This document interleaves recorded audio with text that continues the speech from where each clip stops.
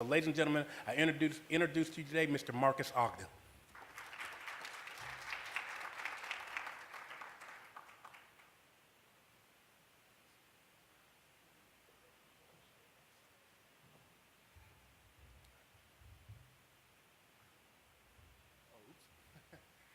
Good afternoon, ladies and gentlemen. How you guys doing? Good. My name is Marques Ogden. I'm originally from Washington, D.C.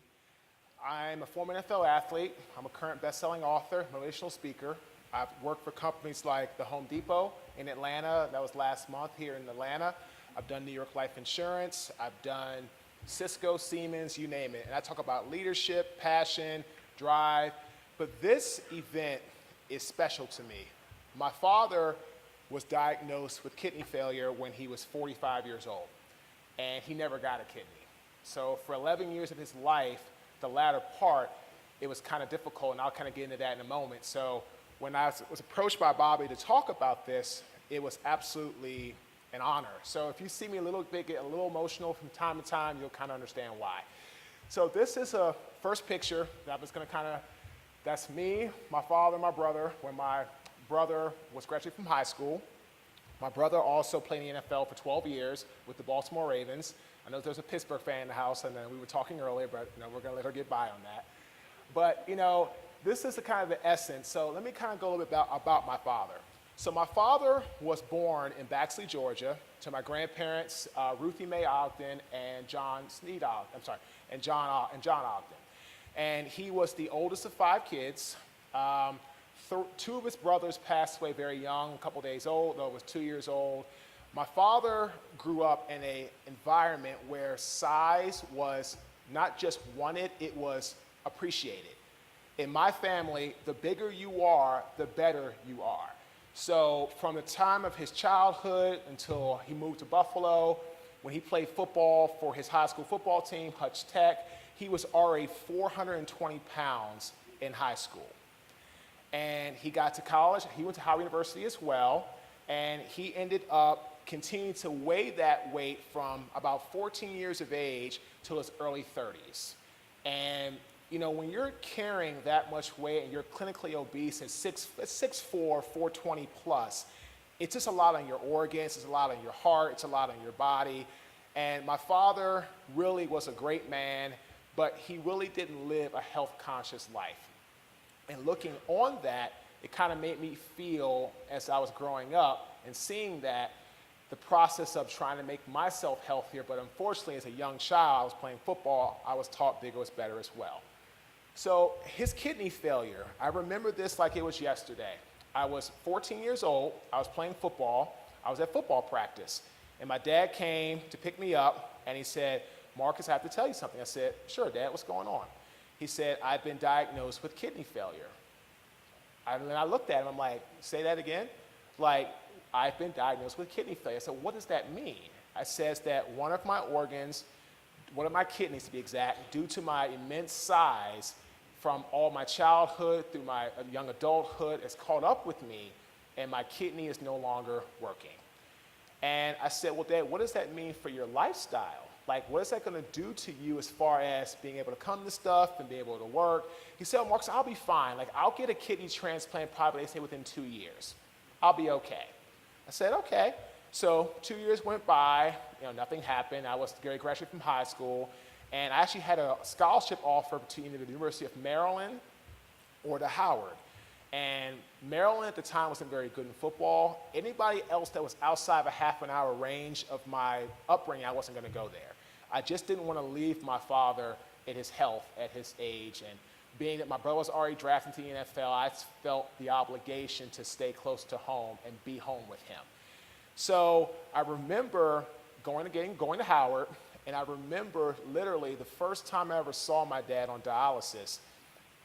I was at college because when I was in high school, he didn't let me go because I was always in school. So I actually surprised him, and I actually walked from Howard to the Washington Hospital Center in Washington, D.C. It's a 5 to 10 minute walk. He had no idea I was coming. And I got into the unit. I don't know how I got in there. And they let me in, and I saw him sitting in the chair. And I saw a 12-inch gauge needle that was stuck into his left arm, and was just pulling the blood out to clean his blood, clean his urine, as his kidney was, was gone. And I saw the immense pain that he went through for years, because I went to Howard for 5 years. At least twice a week, he was on 3 times a week. Twice a week, I would always go up there, sit with him, talk with him, try to keep his spirits high, keep his spirits up. And, from the age of 45 until 57, I remember just the constant decline of what he looked like. And so this next image is what he looked like about 6 months before he died. So that's him, I won't say healthy, I'll say happy. That was him in his younger age. This is him 6 months before he died. And so you can see the frailness. You can see the veins in his neck. You can see that top teeth, those are false teeth. He literally let himself go for years, and I would say for the last 3 to 5 years of his life. He never remarried. My parents divorced when I was young. He never experienced travel because he always had to go to dialysis. He never experienced, I remember he couldn't drink water. It was always ice because the water was just too much for his kidneys to handle. I remember what it was like just to see a man that was so proud and so strong and so dedicated to his children, to the community, to just literally just wither away, in front of my eyes over a period of years. And what you guys are doing with AMAT is special because after he passed away, and I'll tell you about that in a moment, I literally, the next year, became an organ donor because I saw firsthand what it did to my father. And I vowed if I could help anybody with my organs after I'm gone, I will gladly do so. If I can prevent another family from going through this tragedy, I will. So my dad actually passed away from constrictive pericarditis, where the valves around his heart tightened and he could not receive blood properly. But it resulted from being clinically obese for so many years with his kidney failure. And I remember this like it was yesterday. He was in the hospital, had open heart surgery, made it through. Everything was fantastic. I won't say fantastic. Everything was okay. And I ended up driving an hour and a half to see him to say, hey, Dad, how are you? How are things going? I literally got into the room, and for 2 minutes before I even got a chance to say anything, he said, Marcus, get out. I'm like, get out? I just got here. He said, I need to rest. Come by tomorrow. I'm not feeling so well. Come by tomorrow. I said, Dad, I literally just drove an hour and a half. Got to go an hour and a half back. Can I stay for 5 minutes? No. So I remember him throwing me out. So that next morning was like 2 a.m. I get a phone call from the hospital saying, Marcus, your father has gone into cardiac arrest. And I'm like, what? It was 2 a.m. So I get him up, get in my truck. Literally an hour drive took me 35 minutes. I was doing 90 down BW Parkway to get to the hospital. I arrived at 3:32 in the morning. I remember sitting in the waiting room, the doctor walked out. He said, Marcus, I don't know how to tell you this, but your father's passed away. I said, doctor, when did he, and after breaking down and just losing everything that I tried to do, try to keep myself together. I said, when did he pass away? He said, he passed away at 3:28 a.m. You missed him by 5 minutes. So for the longest time,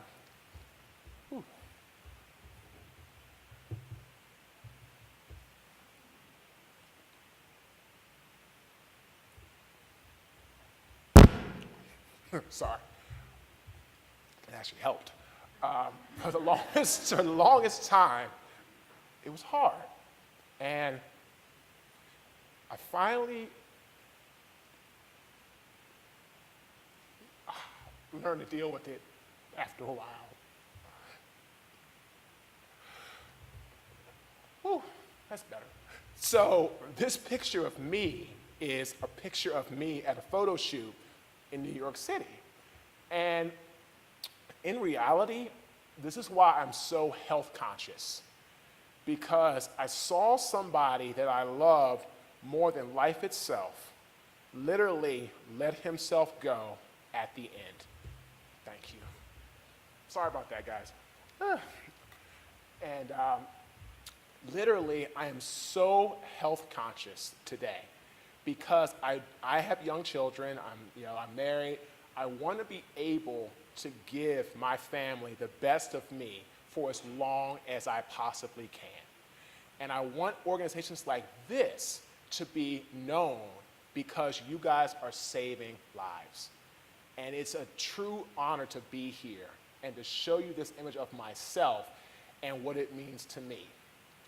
And what you guys are doing is absolutely phenomenal. And I'll talk a little bit more about it later in the presentation about I'm going to challenge you to become better leaders to help people within the organization grow more awareness. Because when leaders are born and are brought up through the ranks, you are going to have a much better organization. Because leadership really is not about something that you do or you're born with. It's about how hard are you willing to work to have others follow your actions. So that's why you guys are fantastic for what you're doing here today. This is a special story that you're going to enjoy. So this is, I'm sorry. Okay, well, I'll go back. Okay, guess what I thought. I apologize. So this is a special story that you're going to enjoy. On the right is my former teammate, Mr. Marques Ogden, and on the left is his younger brother, Chris Ogden. Marques, they're both Samoan. They're both playing in the NFL. Marques played for the Baltimore Ravens on the right, and his brother, Chris, played for the Steelers on the left. And Marques was playing in the NFL for many years, probably about 8 to 10 years, and Chris was playing for the Steelers for about 5 or 6 years. Well, Chris got diagnosed with kidney failure, and Chris had to retire from the NFL at probably about 28, 29 years old.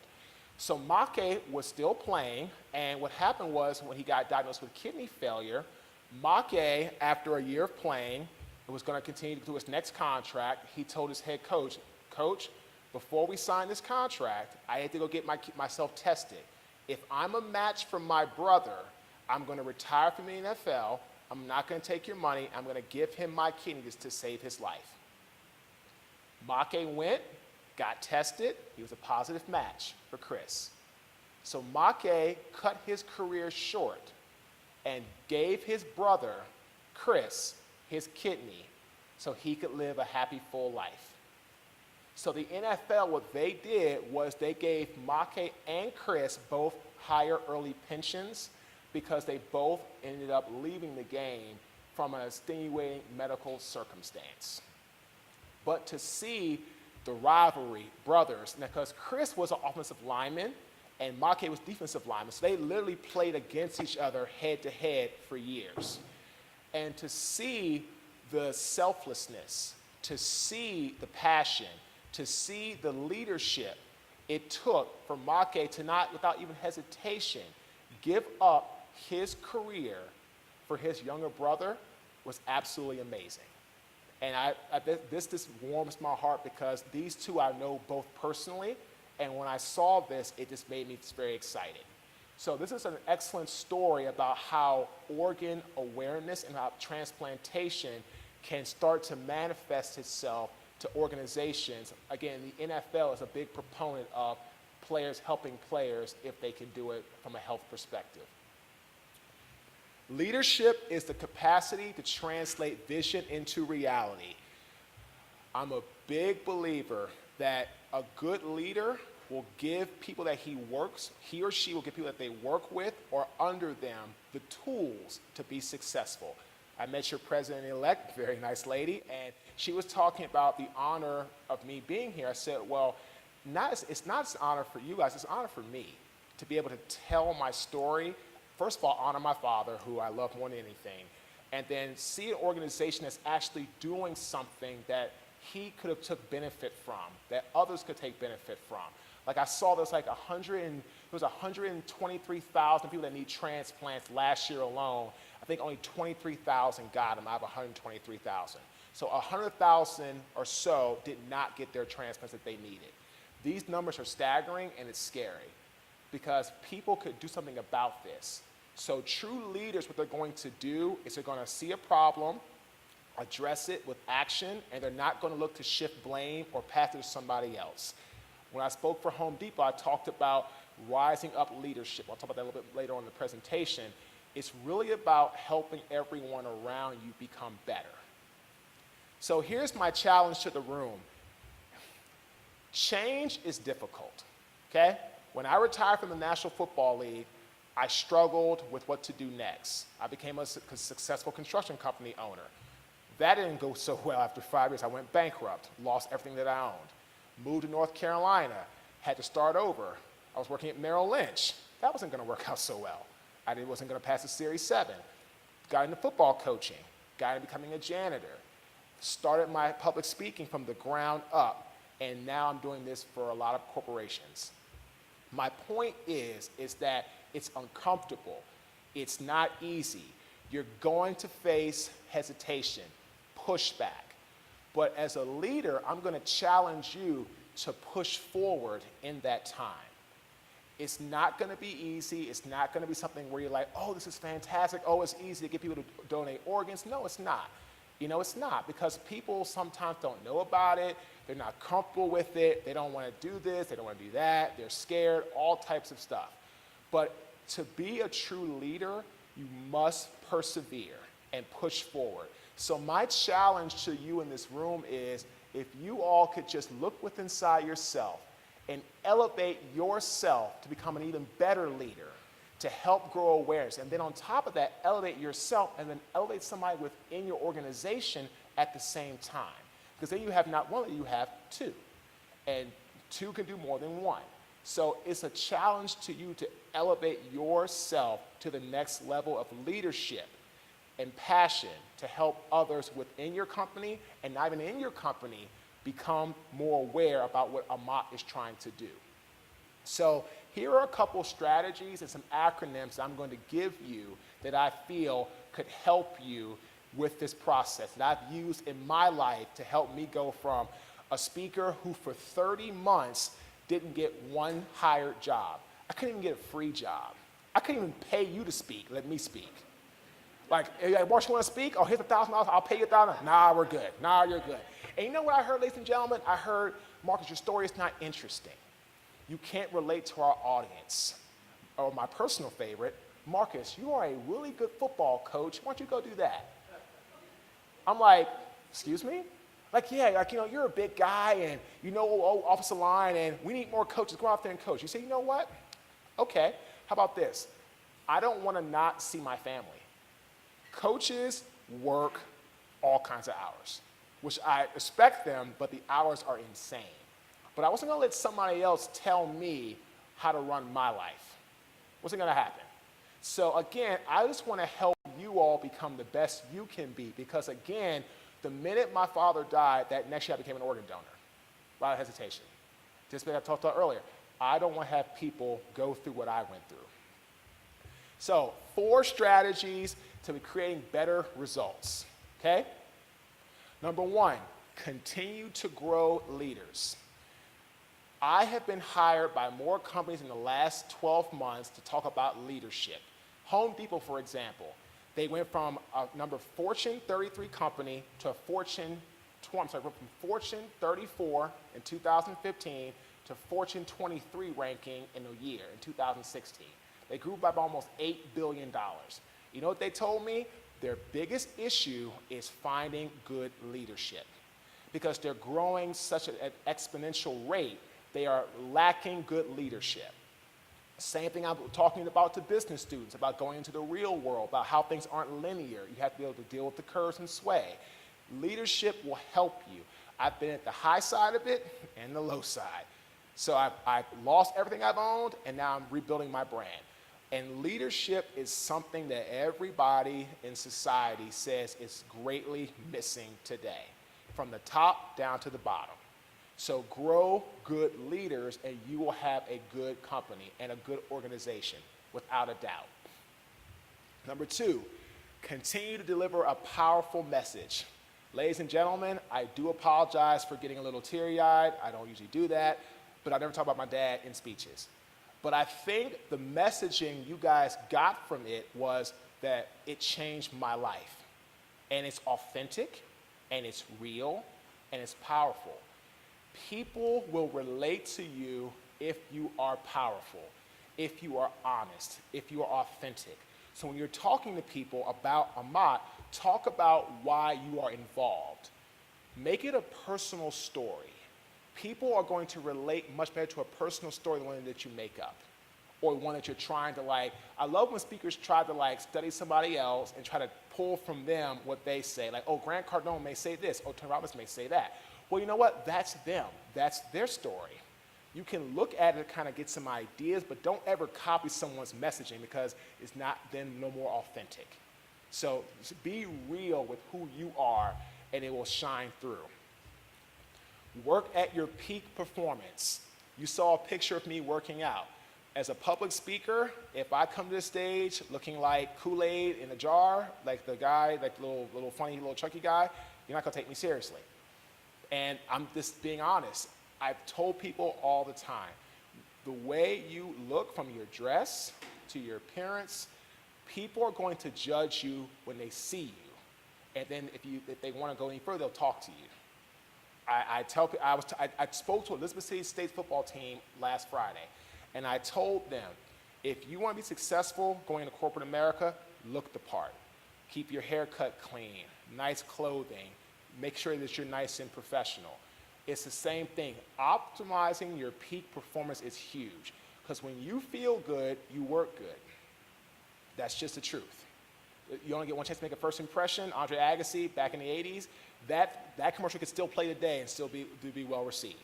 Because at your peak performance, you will always get people to take you seriously, without a doubt.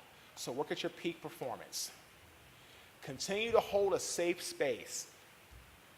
This is your safe space. People that believe in your messaging and believe in AMAT and believe in what we're trying to accomplish. I'm now in your safe space because I'm here talking to you. I tell people all the time, I'll never speak to a group if I don't believe in what I'm saying. In leadership, passion, driving results, becoming a better individual, creating a better AMAT, creating a better environment. It all stems from having a safe space because, again, the world sometimes will not be nice. When I first started speaking, if someone told me no, that was the nicest that I heard. Because I heard a lot worse. A lot worse. And again, I never let that stop me from going after my passion. You guys can't let a no something. I'm sorry, what's your first name, dear? I was talking to Lacey, and she was talking about how, a person who got organ donated, took an organ, and then would not actually return the favor and donate their own organs after they passed away. Things like, you're gonna run into people that are like that. You just can't let it stop your mission. The mission is the great cause. So if you believe in it, and you preach it, and you talk it, and you live it, that's what's gonna make it more powerful. So again, continue to grow good leaders and good leadership, continue the powerful messaging, work at your peak optimal performance, and continue to hold a safe space. Those, I believe, are strategies I have used myself to be successful as a leader that could work for you with AMAT as well. Words to live by in the business setting or the nonprofit setting. Okay, number one, the acronym is TEAM. The T stands for teachable. If you feel you know everything, you've already lost. I am getting better every single day as a speaker, as a husband, as a father, as an individual. I'm never gonna stop learning. Because when you think you know everything, people are gonna stop talking to you. If they stop talking to you, they won't work with you. So be teachable, okay? E, engaged. People can know if you don't wanna be somewhere. If you're looking at your watch or your phone, or you're not paying attention to the conversation, or you're saying, all these type of things are gonna be detected. So engage your potential donor, engage your potential audience, and make sure that you're talking to them in a manner that they can well receive. A, adaptable. As times change, you change. As a speaker, I have evolved. I've used stories from other clients. Like I said, I spoke for Home Depot, New York Life. Well, I couldn't say that a year ago. I'm always adapting and changing myself to better myself. Because if you're not adapting to the times and changing who you are to become better, you become stagnant. When you become stagnant, you're not going to grow. And if you're not growing, you're dying. That's just the way it is. M, motivated. I don't care where I am for speaking or traveling. The first thing I do is get in the morning and go to the gym. Well, you probably can tell that, but still. I go to the gym every single morning because I want to be motivated to look my best, to do my best. And motivation comes from within. You can't teach it. You can't coach it. You can't yell at a kid, because I coach kids in football. I never yell. Now, in the NFL, coaches yelled at me. That's on them. That's a job. I can take that. But with my high school kids or younger, or even my college kids when I coached in college, I never yelled.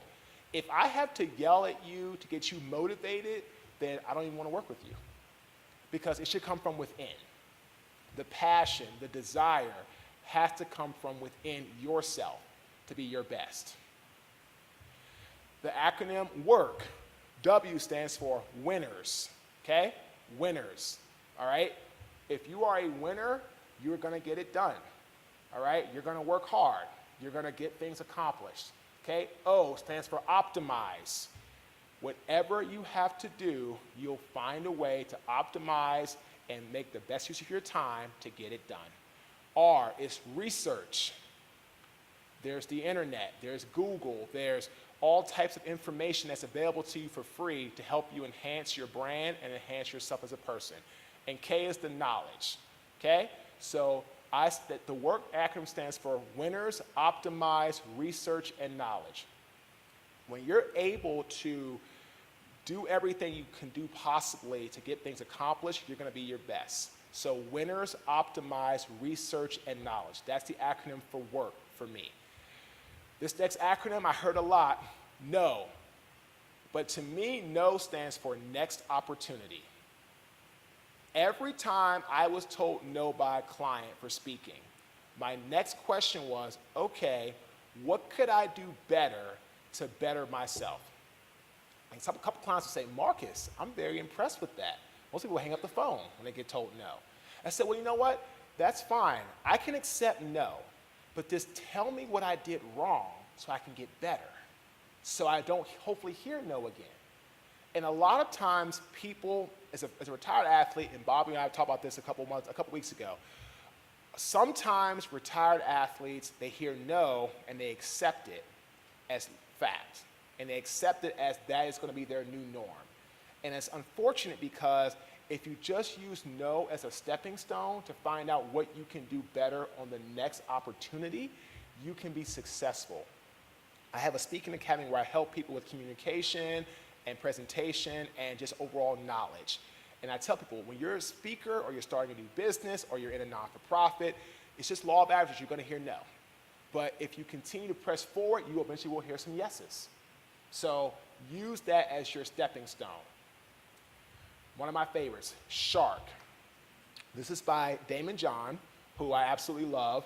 He built FUBU. He's doing great on Shark Tank, very well in the community, has a great brand overall. The S stands for set a goal. Whatever goal you are trying to accomplish in AMAT, in your normal business, in your family life, set a goal and accomplish it. Ladies and gentlemen, I still am old school. I write stuff down. My wife's like, why do we have papers all over the desk? Because I'm like, that's what I do. Like, there's an old saying, if you write it, if you visualize it and write it down, you can see it, you attack it. That's what I was taught by my coaches. That's what I was taught in the NFL. You have to, in the NFL, they have to give you a playbook. They have little note sections. They want you to take your notes. Because when you write stuff down, you can see it better. And when you see it, you're more likely to attack it with passion and leadership. So set a goal and you go after it. H, homework. Do yours. Know what your competition's doing. Know what the donors are looking for, what the families want to hear. Do your research. What are they looking for? What are they trying to accomplish? And then I deliver after that the 6-second how I can help you pitch. When people think you're listening to them talk and can actually say how you can help accomplish their goals and dreams, they're more likely to hire you. So I delivered that pitch And ever since in the last 18 months, I have been very busy with work. In AMAT, when you decide and learn how to talk to people about how you can help them as a potential client, a donor, a sponsor, however you want to put it, you will get better results, I promise you. So just try it. Deliver your pitch, let them talk, and then tell them how you can help them in 60 seconds or less. Be authentic, be honest, and be real. Don't promise something that you can't deliver, because if you do that, your name's gonna get ruined. So again, homework, do yours. A, adore what you do. Life is short. I have been an NFL athlete, which I enjoyed. I have been, a janitor, which I learned lessons from. I have been a business owner that failed. I've been a public speaker. I'm a best-selling author. I've had many parts of my life go up and down. But I can say this, as a public speaker, now I truly adore what I do. I would not trade it for anything in the world, because it fills me with passion, desire, and a purpose. When you live life like that, see, people get driven by money too much. I didn't start this business for money. I started this business to help people avoid bankruptcy like I went through. That's why I started it. Because if I could avoid somebody from going bankrupt or losing their home, their cars, I could then feel better and sleep at night. Because for a long time, I didn't sleep. Hence, my book's title is called Sleepless Nights. Because I didn't sleep for many years going through a bankruptcy, a depression with work. I've been through it all. So as a public speaker, you have to, well, for me, I adore it. I love it. If you are working in this organization, you have to love it. You have to be a part of it. Because it's really about when you're talking to people, they can tell if you're authentic or you're doing this for a check. It's very easy to pick up on. So again, adore what you do. R, remember, you are the brand. When you are representing yourself, your organization, it's all the same. I tell so many clients that I work with, that are athletes trying to become speakers or trying to start their business, social media is a gift and or a curse. I just got hired to a partnership with a behavioral strategic center in North Carolina. The woman who hired me said, Marcus, I spent an hour on your social media. I said, what? Yeah, I spent an hour. If I'm gonna put a relationship and a brand together, I need to know who I'm working with. I gotta know that you're a real good person, not just tell me something I wanna hear. So she looked and she loved what she saw. And I tell people all the time, you are the brand. You have to carry yourself professional, appearance properly, on time, delivering what you say you're gonna deliver, because that's how AMAT will grow. It's with being respectful of the brand and yourself, without a doubt. And K is keep swimming. Keep swimming. Keep changing who you are and keep altering yourself to better yourself. Anytime you are just being stagnant, not moving around and not getting better, you're not helping the brand, yourself, the organization, and people want people that can change and adapt quickly. So it's like a shark. They say keep swimming. Keep changing who you are to better yourself and the organization. So I'm going to take some questions and answers real quick, and then I'll go into a final thought, and then we can go from there. But I have a breakout session to do next. But questions, guys, on anything, like what it was like for me as a child going through the whole process of my father with his kidney failure, or I had several people that were lacking transplants in my family, for many years. I had an uncle who had transplant issues with his kidney and with his heart, and I've kind of seen it all. Well, not all. I've seen a lot. And I'd like to see, do you have any questions for me about what I've gone through? Any type of process? I can't see everybody. Nobody has any questions at all? Yes, ma'am. Yes, ma'am.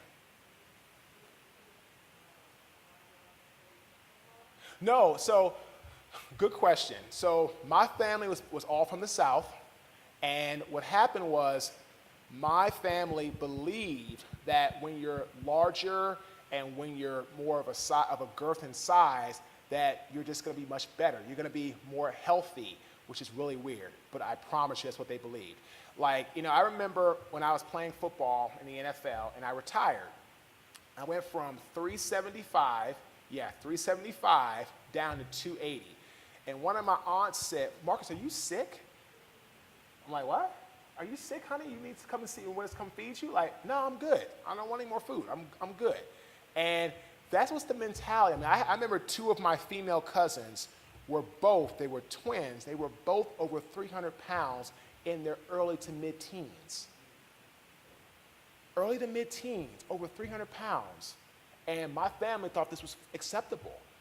They thought it was great. You know, from like red velvet cake to everything fried to greens with fat back and collar and everything, bacon and everything you could think of that was wrong. And again, I'm not saying you can't have that food, you can't enjoy food. I'm not saying that. I'm saying that's your life every single day, every single way, every single meal. That's what you're eating. That's not good. So my family I'm the only person in my family without high blood pressure. My grandmother had it. Both my grandparents had it. My grandfather has both his legs amputated from diabetes. He's 94. 94.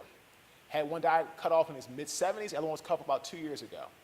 So he's living the rest of his life with no legs, with prosthetics, because the diet that was put upon him by his wife and her sisters and my great-grandmother and everybody else, it just transcended. So I decided to break the cycle.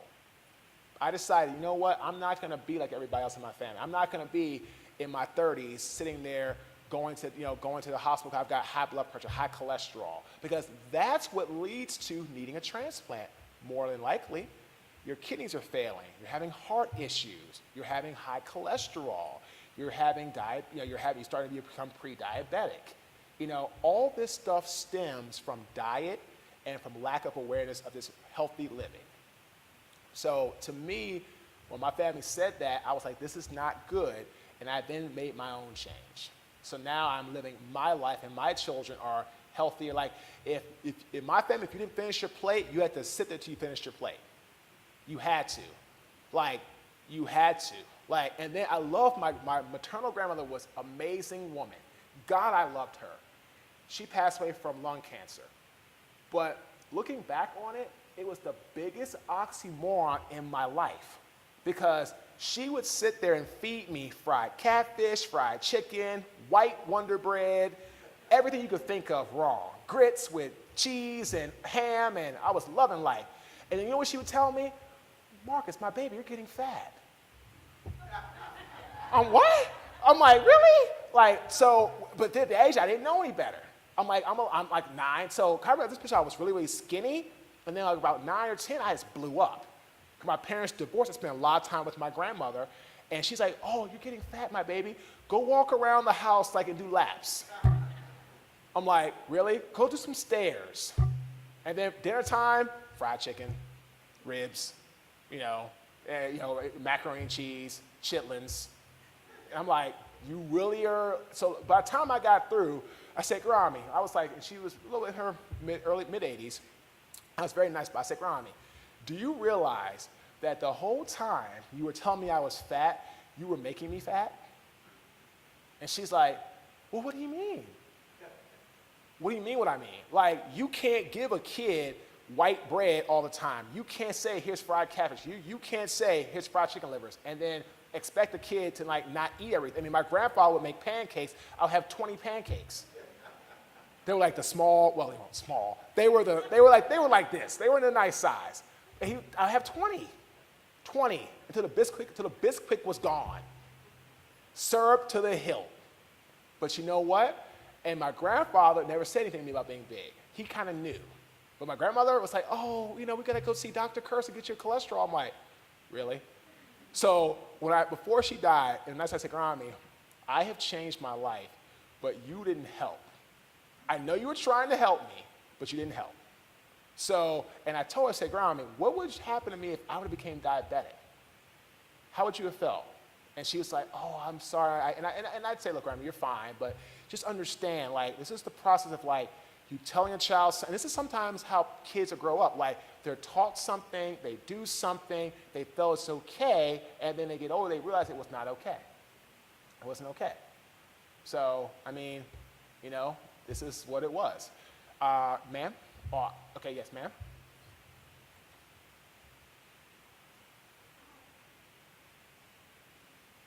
Mic check. Okay.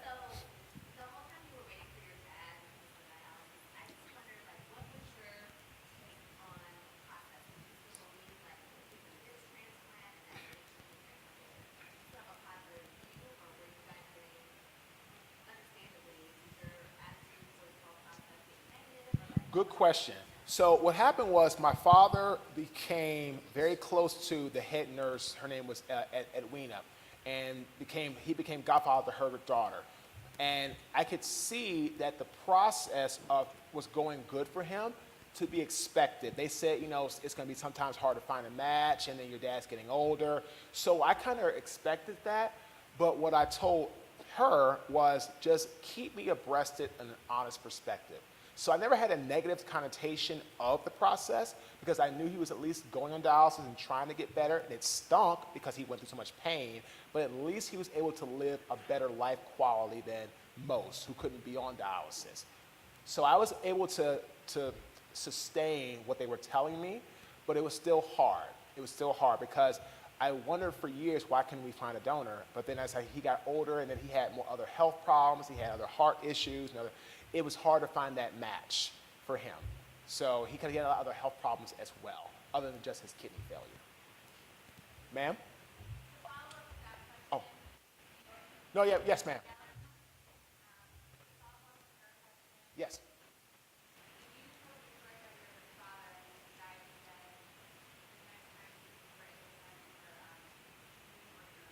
Yes, ma'am.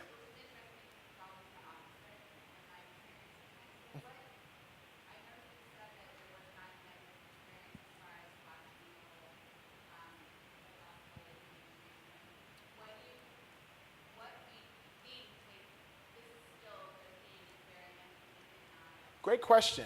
So what I saw was, what happened was, because I had a whole year to kind of process, I remembered me trying to give him a kidney, but him declined because I was playing football. So I was trying to speed the process up, and he wouldn't let me. And then I remember just at the beginning, he was just always so happy, and he was always so cheerful. And I saw that here's a man that if he had got a kidney early, could have possibly lived a happier, healthier life. So by kind of reclusing back into my cave for that whole year when I was processing his death, I said, all right, Marcus, here's a guy that at the beginning was doing well, and then he deteriorated. So if you can help someone who possibly doesn't have to go through the deterioration, that's your duty to do that. So I looked at it in perspective, well, I saw a happy, healthy Cheryl Ogden, and then he declined over years. So if I could help someone else by giving up my organs to help them maintain a happy, healthy lifestyle, that was good. And I was going to do it. Because I tell people all the time, if someone that you know is happy and healthy, it's going to have a better home environment. When my dad got sick, he stopped going out as much, he didn't take care of himself as much. It was very depressing. But at the beginning when he got diagnosed, he was very upbeat, he was very positive. So I wanted to keep that momentum going for people by giving up my organs so people wouldn't have to go through that horrible process that I saw him deteriorate right in front of my eyes. Ma'am? Yes, a number of us are responsible for community education and outreach. How has the conversation changed between your family once your father passed, and when you go back and think about, bigger was better? How's the conversation changed? Has your family changed with what has happened to your father, with your now new platform? What does that conversation look like? That's a great question. That's an excellent question. So the cousins, like our first cousins now, most of them now are better weight. They have after my cousin, what happened was my grandfather has buried 4 children out of 5. My uncle was 2 days old. My other uncle was 2 years old. My Uncle Mikey died at 50, and then literally 3 months after burying his 50-year-old son, he buried my father. And he buried, before that, his wife. Within like a 12-month period, he buried a wife and 2 sons. So when my father finally passed away, all the cousins were like, okay, we cannot allow this to happen to us. We can't allow us to start to carry the gene of negative, of being overweight, of the high blood pressure, of the diabetes. We can't do this to ourselves because our elders, their lifestyle was more in the 60s where the cooking was always fried and there was not enough education around what to eat, what not to eat, things like that. So we broke the cycle as there's 8, 10, there's 12 of us. There's 10 of us. And as a unit, the 10 of us, we now are all are either right weight or low. We're very health conscious. We all work out. We talk to each other probably once every couple weeks and, in some type of fashion. And we've done a very good job of that. But my father's death was a big proponent because so many of us love my father because he was just liked by everybody. And to see him go through that, God's like, we have to change. We have to. Ma'am? Yes. I have a question about how you had to start over a few times. Okay. In those low points, what made you push through to get to where you are now? That's an excellent question. So I'll start here. So when I got out of the NFL, I went through a dark period for about 3 to 6 months of what's next? What's my life story? Who am I? I had lost my identity. And I realized I was good at marketing, I was good at sales and people, so I started a business. Grew that, did very well.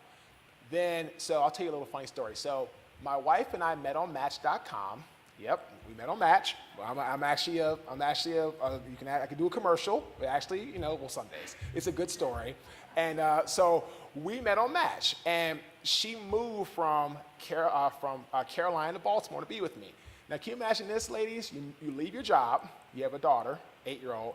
Your fiance ends up losing his job and everything he owns 6 months after you moving up there. Yeah, that face you made is what I saw every single night. Every night I saw it. I was like, ooh, that's the face I'm going to see? Can I have a hug? Like, ooh, no, I'm good. So I was like, all right, good. So the point is, and then I went through that period where I lost everything again. And when I was coming down to Carolina and got help from the NFL, I was a janitor. I was literally making $8.25 an hour, taking out people's trash, doing everything. And that's okay. It's a good living. It's an honest living. But I had more to tell. So what happened was I was taking someone's trash out, and someone spoiled milk out of my bare skin. Sat down on the curb and said, all right, this is not going to be your life. If you keep doing this, you're going to end up with being overweight, because I was drinking a lot at the time. You're going to become diabetic because your habits are horrible. You're going to start blaming society. And you know what, Marcus? In 4 years, no one's going to care. I tell people all the time, why are people going to care about your problems if they have their own? I mean, people aren't going to care about your problems. They've got their own. So what happened to me, to answer your question, was I decided to use my life experiences to better others.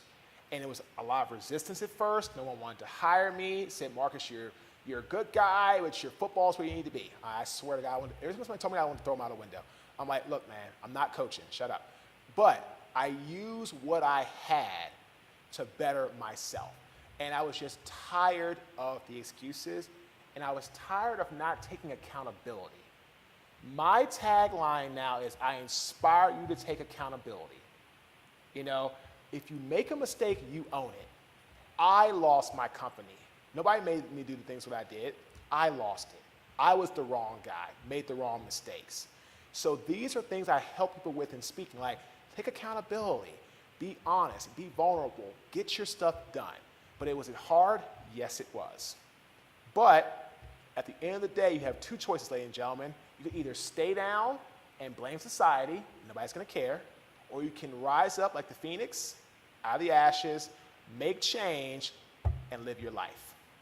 I went with option B. Anybody? I thought I saw another hand. Another hand. Anybody else have any other questions? Nobody else? Ma'am? Yes. So, we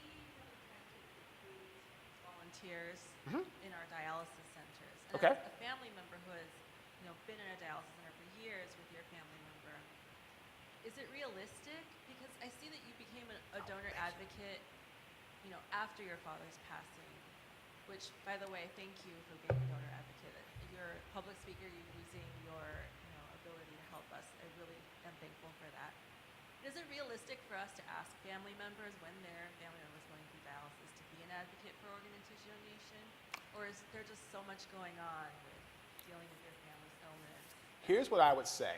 I would say that someone who's going through that, you should sit down with them and educate them on some options that could happen.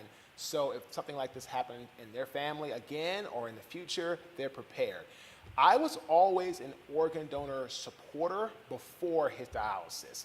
Even when I saw him go through everything, I knew that because I have family history, but I was just a big supporter of helping others live life. But once he passed away, it became my duty to say, okay, Marcus, put your money where your mouth is and become an organ donor officially. And I did that. And educating people is not easy. But what I would say is for your dialysis unit or things like that, have events, awareness events, have a spokesperson come out to your event and talk about it, and talk about their experience. Like, I can say I'm living proof of what dialysis helped my father live life, even though it wasn't the quality that I would like. At least I had him around for a few more years. Because without dialysis, he wouldn't be here. So he wouldn't have made it past his 11-year period. So my suggestion is find a spokesperson who can talk about it from a platform level that's going to help you gain momentum. Like, for example, I posted about speaking here in the NFL Legends Room this morning. And a few guys already said, how can we help? So they've already said, Marcus, if you're involved in it, we know it's an organization that's very dependable, very reliable. We want to offer our services and help you to help their mission. That's got about 1,200 guys in it, in that room. It's about 6,000 of us across the whole country. But that's how you begin to promote awareness. Find a spokesperson that can represent you in the right fashion and can help get the word out through social media and through other channels very effectively. Do you have a question? Are you we good? Anybody else? Bob, I know you have a question for me. What? You're silent? There's a first. No, I'm kidding. Listen, ladies and gentlemen. So, I'm sorry. Yep. Yes. No. Go ahead. Go ahead.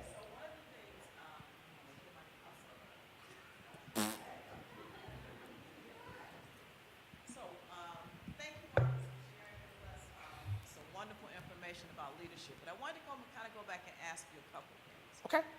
One is that when you talked about the two brothers. Yes, Chris and Make. Chris and Make. Make. So I think, could you kind of expound a little bit about that, about leadership as having also, delayed gratification, that leadership occurs at various levels. It's not always at the top. The leadership is just a combination of a number of things. Okay. And the other thing I think also that was asked earlier about the impact that your choice, your father had a strong impact on you. Yes. And so now you're having a strong impact on your children. Right. And so could you kind of also kind of expound about that a little bit as well? Right. Okay. So great questions. So number one, so Chris and Make, here are an example of two guys who were good football players, but Make put aside his personal wealth, his personal, future for his family. Him and his wife had a conversation about it. I mean, I talked to him before he did it. And his wife said, without hesitation, this is your brother. This is my brother-in-law. It's not even a question. If you're a match, it's over. And leadership is really about making the right choice when nobody's looking. He didn't do it for the publicity. He did it to save his brother's life. And leadership is a combination of doing the right things, taking the action, giving people around you the opportunity to help them become better, help you become better. And that's about creating a whole conglomerate effect and a whole overall unit that you can say, hey, AMAT is here to do this. We're proud of what we do. We help families. We help people live life. It's about giving life and giving organs and being a donor. Trust me, I understand. So that was a huge moment in the NFL when the NFL, as they always do, they took a good thing and they made it better, which is great. But it was done for the right reasons of helping a brother, not for personal gain. So I have a tagline as well, is is when you help people for no personal gain, you reap life's greatest rewards. I'm a big believer in that. And I've lived my life like that. So again, Make and Chris is a great story because they're two brothers who were arch enemies on the field that said brotherly love is more important than football. And then getting into the process of talking about the impact, I tell my kids all the time, if you don't want to finish your plate, you don't have to. If you're not hungry, that's fine. You can have apples over cereal. I mean, we give the kids healthy choices. You want celery, great. You want that instead of a cookie, or that's what we're promoting from within the choices that make a healthy lifestyle. Because if you get into them when they're young, as they get older, it's easier. See, for me to break the habit was hard because I had grandma me with the fried chicken all day. So I had to break that habit. And then when I retired from the NFL, I was 375 pounds. Yep. And it was not muscle. Okay? It was a little muscle, but not much. Okay? Now, what I had to do was I said, you know what? This is not going to be your life anymore. You're not playing football. You don't need the girth. Because guys I was playing against were 350, 375 as well. Vince Wilfork for the Patriots, he says 330. Yeah, right. More like 400 pounds. So my job was to hit guys like that on a consistent, and Bobby knows what I'm talking about, on a consistent basis. And that is why my weight was there, but when I didn't need the job anymore, it came off. Well, not that easy. It took some time, but eventually it came off. So the impact in our family is starting from a young age, and my mother-in-law is a nurse practitioner. So she's always on me about lineage, and my nurse and my nurse who I was like my doctor who I see, nurse catching, she's always on me, family history. I mean, she's all over me all the time. Like, we know your dad passed away at 57, your uncle was at 50. She knows everything. So I'm a big believer also in giving her information so she can stay on top of me as well. So again, impact all about making effort and changing things early so as children get older, they can make choices for themselves that are healthier. Like in our house, it's pretty much almost all water. We don't have any soda in the house, no juice. It's either water, milk for my little one. That's really about it. No. No Pepsi, no Coke. We don't do that. No. And that's helped me keep my weight off is drinking pretty much a lot of water. Helps me keep my weight off and helps me keep my skin better, or so I've heard. I don't know about all that, but that's what I've heard from people. So anyway, any other questions? Yes, ma'am. Of course. Was your acronym SHARP? Yes. And members of AMAT, we're all over the country. And so, again, could you talk a little bit more about each of us being the personal brand of the organization? What I'll do is thank you, that's perfect. What I'm going to do is I'm going to tell you a story. Who knows Jack Del Rio, head coach of Oakland Raiders? Okay, are you from Oakland? Yeah. Okay. So Jack Del Rio was my rookie coach with the Jacksonville Jaguars, who's now with the Oakland Raiders. He drafted 7 of us in his first draft class ever. And you know what he told us? We got to the facility, and I was 22 years old. I'm like, man, I made it, and like, this is great. And when I got to the stadium, I was like, man, this is not Howard anymore. This is the real deal. You're earning a check. So Jack sat down all of his draft picks and said, you know what, guys? I'm going to tell you 2 things. Number 1, I drafted you because you are all leaders. In your respect, in your community, on your football team, you're leaders. Number 2 is I'm going to teach you how to be your own CEO. I said, Coach, what do you mean? Like, you guys sign our checks. He said, Marcus, shut up, because he knew me for a long time. And he's like, Marcus, okay, I'm just kidding. He said, look, Marcus, what I mean is you work for the Jacksonville Jaguars, but you are your own CEO. You decide if you come to work on time or late. You decide if you go to the gym when you're supposed to or not. You decide if you want to increase your stock every day or decrease it. I don't do that. I'm going to judge you on what you do, but you are your own CEO, and you have to take accountability for your own life.